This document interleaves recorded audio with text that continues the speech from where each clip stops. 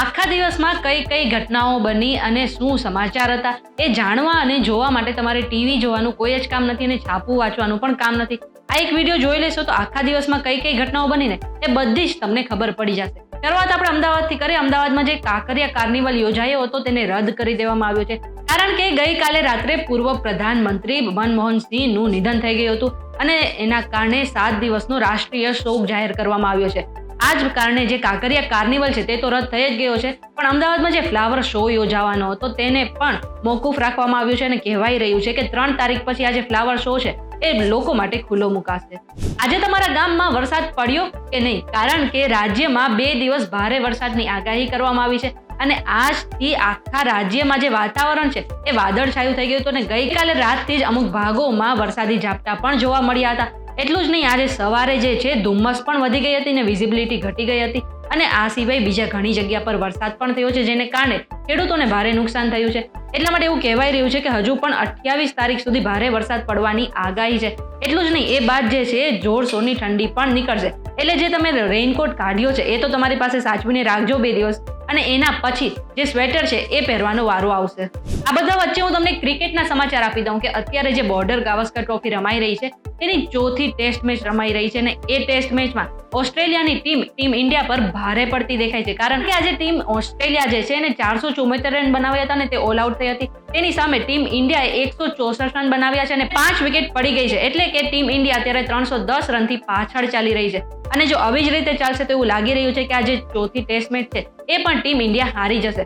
એટલું જ નહીં, ઓસ્ટ્રેલિયામાં કિંગ કોહલી પર પણ ઘણું નિશાન સાધવામાં આવ્યું છે અને લોકો કિંગ કોહલીને ક્લોન બોલાવી રહ્યા છે અને આવું જ એક ઓસ્ટ્રેલિયાના અખબારે પણ લખ્યું છે અને જે તેના છેલ્લા પેજ પર કિંગ કોહલીને ક્લોન બતાવીને એક ફોટો પણ જાહેર કરવામાં આવ્યો હતો.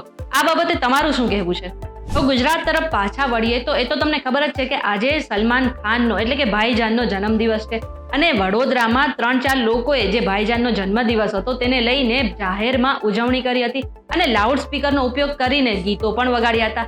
જો કે આ કાયદાના ભંગને કારણે પોલીસે એ 3 લોકોને પકડી પણ પાડ્યા છે અને તેનો વિડીયો પણ અત્યારે સોશિયલ મીડિયા પર વાયરલ થઈ રહ્યો છે. એટલે જો તમારે કોઈ પણ અભિનેતા કે અભિનેત્રીનો જન્મદિવસ આવી રીતે ઉજવવો હોય તો જાહેરમાં કોઈ પણ કાયદાનો ભંગ ન થાય ને એનું ખાસ ધ્યાન રાખજો. ઓલ ઇન્ડિયા CA નું જે પરિણામ છે જાહેર થઈ ગયું છે અને નવેમ્બરમાં યોજાયેલી આ પરીક્ષામાં 66,987 વિદ્યાર્થીઓએ પરીક્ષા આપી હતી, જેમાંથી 11,253 એટલે કે 16.8% ઉમેદવારો પાસ થયા હતા. ત્યારે બીજા ગ્રુપમાં 49,459 વિદ્યાર્થીઓએ પરીક્ષા આપી હતી, જેમાંથી 10,566 ઉમેદવારો પાસ થયા છે. જેમાં અમદાવાદની એક વિદ્યાર્થીની 83.50%ની સાથે ગુજરાતમાં પ્રથમ ક્રમાંકે તો આખા ભારતમાં બીજા ક્રમાંકે આવી છે. અમદાવાદમાં મનપા થકી બનતી આવાસ યોજનાના કોન્ટ્રાક્ટર પર જાણે જે તંત્ર છે એ મહેરબાન થઈ ગયું હોય ને એવું લાગી રહ્યું છે, કારણ કે સમયસર કામ પૂરું કરવા પર પેનલ્ટી નથી આપવામાં આવી પણ સમય મર્યાદા વધારી આપવામાં આવી છે. સરખેજ, સરદારનગર અને ચાંદખેડા વોર્ડમાં આ પ્રકારના આવાસ યોજના બનતી રહે છે અને 4-5 વર્ષ પૂર્ણ થયા બાદ પણ કામગીરી હજી પૂર્ણ નથી થઈ. કોરોનાના સમયથી તેમને કામગીરી અધૂરી રાખી છે અને હજુ પણ આ જે કામ છે એ ચાલી રહ્યું છે. આટલો સમય થઈ ગયા હોવા છતાં પણ જે તંત્ર છે એને કોઈ કડક પગલાં નથી લીધા અને આ કોન્ટ્રાક્ટરને જે સમય છે એ વધારે આપી દીધો છે અને એ પણ કોઈ પેનલ્ટી વિના. મુન્દ્રાથી યમન જતા એક જહાજનું કોસ્ટ ગાર્ડે રેસ્ક્યુ કર્યું હતું. આ જહાજમાં ટેકનિકલ ખામી આવવાની સાથે જ એ જહાજમાં પાણી ભરાવા લાગ્યું હતું અને જહાજ પર 9 ક્રૂ મેમ્બર હતા. જોકે તેનો સારી રીતે બચાવ થઈ ગયો છે. અરબી સમુદ્રમાં તાજેધાર એ હરમ નામનું કાર્ગો જહાજ ફસાઈ ગયું હતું અને IMBL પાસે પોરબંદર કોસ્ટ ગાર્ડે એ 9 ક્રૂ મેમ્બરને બચાવી લીધા છે. એ સમયે કોસ્ટ ગાર્ડ દરિયામાં સર્વેલન્સ કરી રહ્યા હતા અને એમનું ધ્યાન જે છે આ જહાજ પર પડ્યું અને સારી રીતે આ 9 ક્રૂ મેમ્બરનો બચાવ થઈ ગયો છે.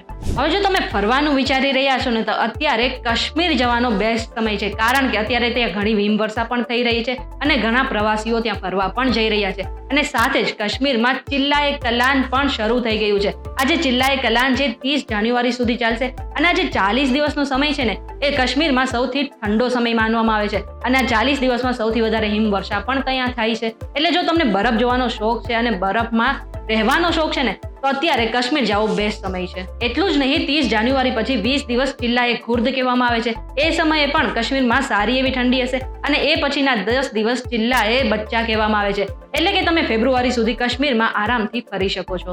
હવે થોડા આપણે ભારતની બહારના સમાચાર જાણી લઈએ તો અમેરિકાના હ્યુસ્ટનમાં ભારે વાવાઝોડું આવ્યું છે અને તેના કારણે ઘણા લોકોનો બચાવ પણ કરવામાં આવ્યો છે અને ઘણા લોકોના જે ઘરનો સામાન છે એ પણ હવામાં ઉડતો જોવા મળ્યો હતો અને તેના વિડીયો પણ અત્યારે સોશિયલ મીડિયા પર વાયરલ થઈ રહ્યા છે. હ્યુસ્ટનના એલ કેમ્પો વિસ્તારમાં ભારે વાવાઝોડાએ તબાહી મચાવી હતી.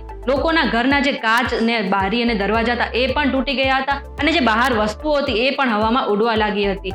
હવે આ બધી માહિતી તમને કેવી લાગી અમને કમેન્ટ કરીને જરૂરથી જણાવજો. આપણે ગુજરાતથી લઈને અમેરિકા સુધીના બધા જ સમાચાર જાણી લીધા છે. જો તમને આ વિડીયો પસંદ આવે તો વિડીયોને લાઇક અને શેર કરી દેજો અને અમારું એક વોટ્સએપ ગ્રુપ છે તેની સાથે પણ તમે જોડાઈ શકો છો અને આવા જ ઇન્ફોર્મેટિવ વિડીયો માટે તમે અમારી ચેનલ VTUgujarati.com ને સબસ્ક્રાઇબ કરી લેજો.